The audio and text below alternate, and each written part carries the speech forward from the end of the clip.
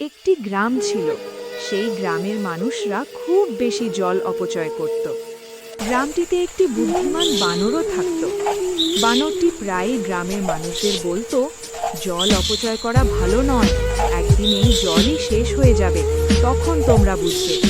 কিন্তু মানুষরা বানরের কথা গুরুত্ব দিত না, হাসাহাসি করত।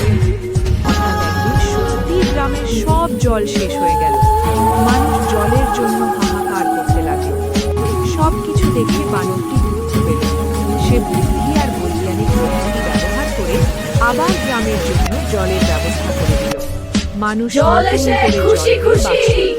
তখন গ্রামের মানুষরা বুঝতে পারল জল অপচয় করা খুবই খারাপ, এবং বানরটিকে খুব ভালোবাসতে শুরু করল আর বলল, আমরা জল অপচয় করব না।